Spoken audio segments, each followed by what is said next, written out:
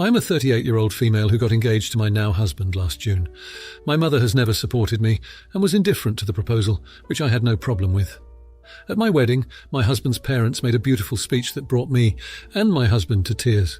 When my father and mother got onto the platform, my heart sank as I had the understanding that this speech would have nothing to do with me or my relationship. My mother and my older sister had been in a car accident when I was 12, and my sister had not made it. It was heartbreaking. My mother, my father and I had grieved ever since that day, and I will never forget my beautiful sister Adelaide and her beautiful smile. My mother had it the worst of us and separated herself from me and my father ever since, and our relationship has been in shambles. She constantly makes every day, even my birthday, about Adelaide, which always annoyed me slightly, but I always brushed it off as I wanted to be a good daughter. But my wedding day was the last straw. When she got to the top of the platform, she proceeded to take the mic from my dad and make a speech about how her one wish in life was to see Adelaide get married and live a beautiful life. She went on about her grieving process and healing journey at a yoga retreat, not once mentioning my name or my finances. She spoke for about 5 minutes and then, in tears, ended the speech with, "Now my Sarah gets to live the life Adelaide deserved but was taken away from too soon." I was absolutely furious, but I did not want to ruin the day or let her get the best of me, so I didn't make a scene. But I did not clap either, and nor did my fiancé. After the wedding, I did not approach her or even speak to her for weeks. I figured she understood why. But yesterday evening, she came to me in my fiancé's apartment, demanding answers. I laughed in her face and told her she should know that speech was not acceptable at my wedding, and I wished for her to apologize. She refused, so I just shut the door. My phone is blowing up with calls from both sides of my family. My fiancé's family completely supports me, but most of my family is, in their words, disgusted by my actions. Am I the jerk? Now for a few comments before the update. Comment 1. Not the idiot. What she said at your wedding was already beyond the pale despite her grief, but the relatives hassling you now haven't had to live with your mother turning everything into this and can't appreciate that your mother's speech was the last straw. Your mother has gone down a really dark path, where she has to look at all of your milestones as something somehow taken from your sister, rather than celebrating you separate from her grief. She has gone wrong, and it is hurting you.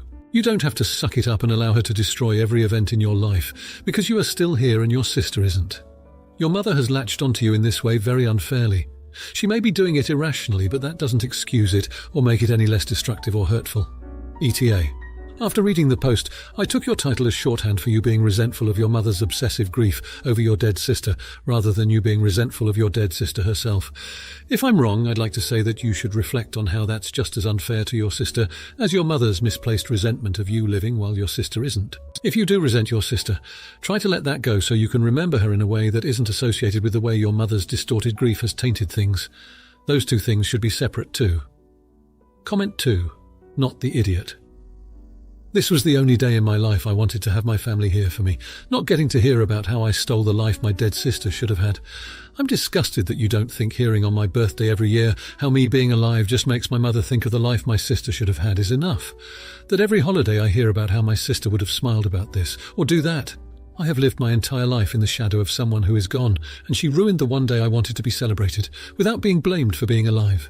I've had enough of all of you, and I think this will be the last time we speak if you don't understand why I'm deeply hurt by her actions. I've had enough. And if they say anything else that starts with your mum's defense, stop reading and block them. You deserve to stand in the light of your own life. Comment 3. Not the idiot. It has been 26 years since the accident, but clearly your mother has not processed her grief properly. But as her daughter, who was actually involved in the accident too, it is not your job to make her heal or make her feel better. Your family who is taking her side in this is not helping at all. Maybe it's time to take a step away from them, LC or no contact, so that you can focus on yourself and your marriage first, without having to constantly apologize for living your life. Despite what your mother thinks, you deserve your life. And congratulations on your marriage. Seems like your in-laws have your back, which is a very good thing. Now for the update. It's been a month since I laughed in my mother's face, and the fallout has been intense. I thought that maybe with time things would calm down, but instead, it feels like my family has been ripped apart at the seams. Last week, my grandmother, who's always been the matriarch and the glue of our family, passed away. It was unexpected and has left us all reeling. I've been trying to navigate the grief, but it's been overshadowed by this relentless family drama. During the funeral, the tension was palpable. My mother was there, eyes red from crying, but she wouldn't even look in my direction.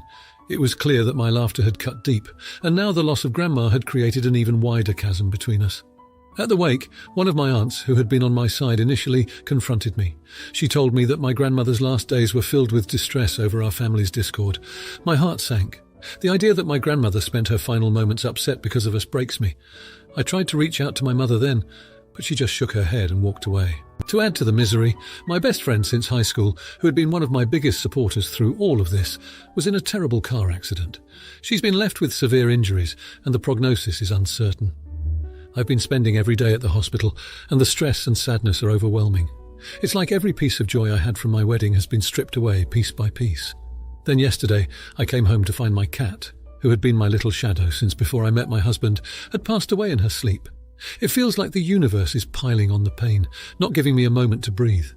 In the midst of all this, the feud with my mother feels both monumental and yet so trivial. I'm exhausted and all I want is to find some peace. But every time my phone rings, it's another relative with an opinion, another reminder that my family is fractured, possibly beyond repair. I'm at a loss. I never imagined that one moment of lost control, a reaction to a lifetime of hurt, could catalyse such a cascade of heartbreak. I just hope that in time healing will be possible for all of us, but right now that feels like a distant dream. Now for the comments. Comment 1. Not the idiot. Grieving is an incredibly complex process, and everyone handles it differently. While laughing at your mother was undeniably hurtful and has evidently caused a significant rift, it's important to recognise that it was a momentary action and not a reflection of your overall character or feelings towards her. Your attempt to reconcile shows maturity and the desire to mend the relationship. It's unfortunate that your mother is currently unable to acknowledge you, which is likely a result of her grief and pain. However, it's imperative to remember that reconciliation is a two-way street, and if she's not ready, it's not solely on you. The fact that your grandmother was distressed by the discord in her final days is heartbreaking, but you cannot be held solely responsible for the family's discord. It's also important to consider the emotional toll that the loss of your grandmother, friend's accident, and the passing of your cat have taken on you.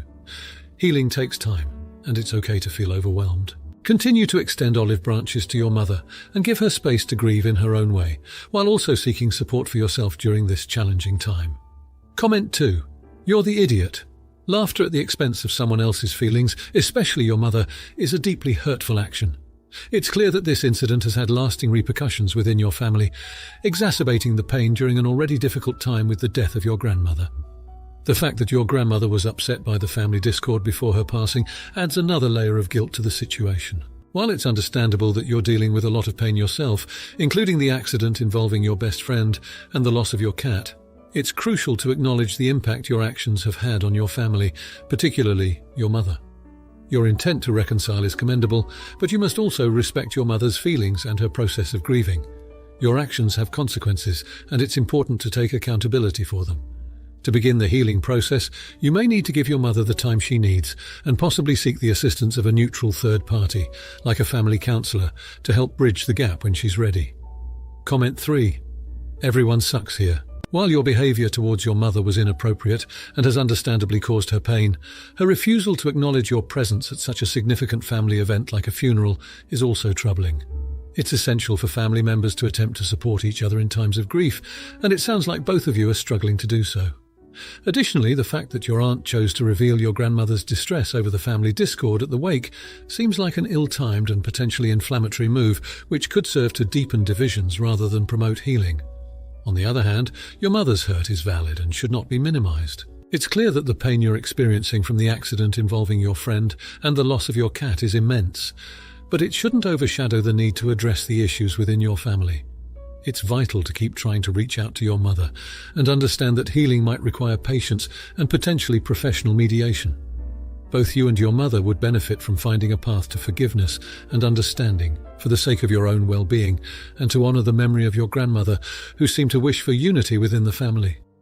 Now for the next story. I will try to keep this short.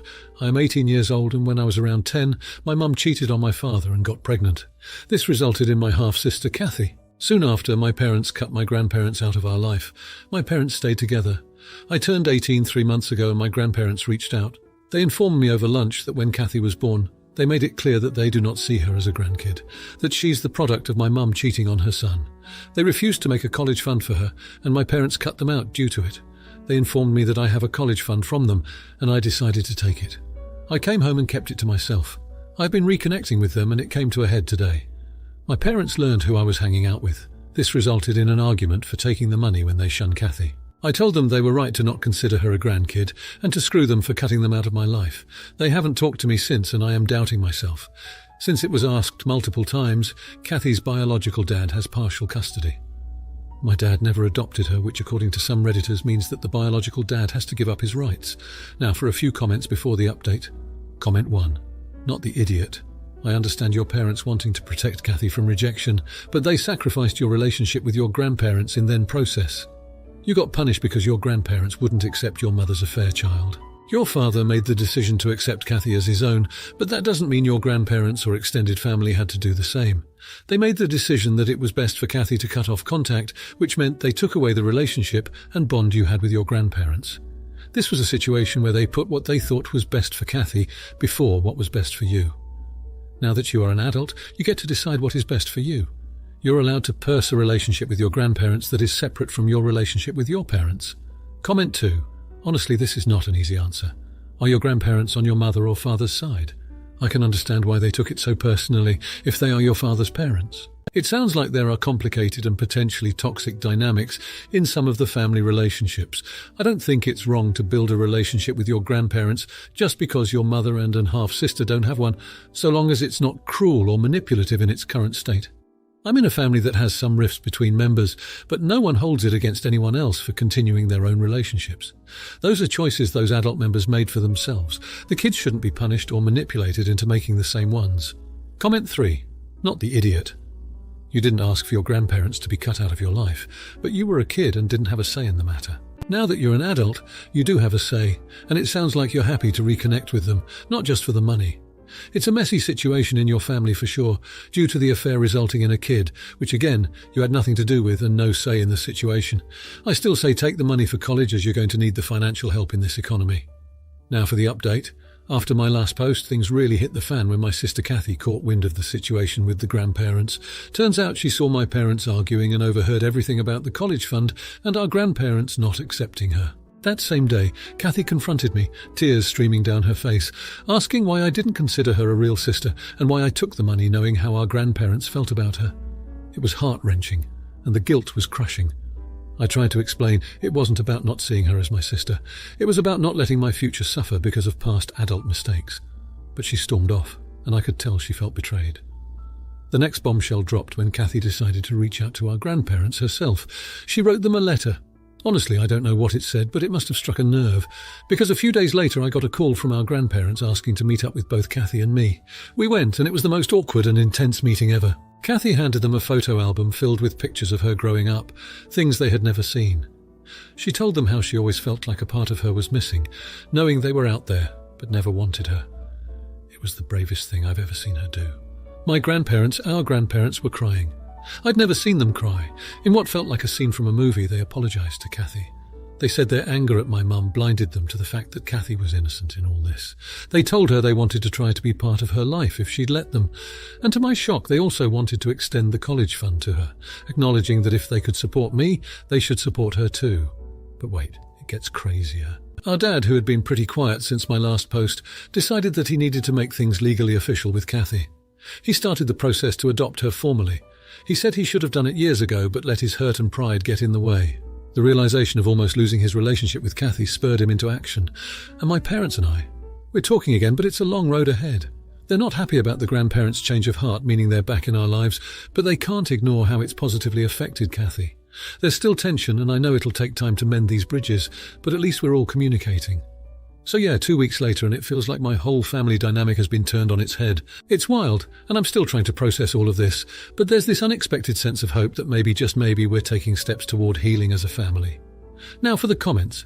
Comment 1. Not the idiot.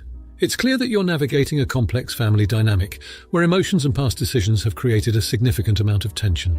The fact that Kathy felt the need to confront you indicates that there might have been a lack of communication or transparency regarding the family issues and the grandparents' initial refusal to accept her.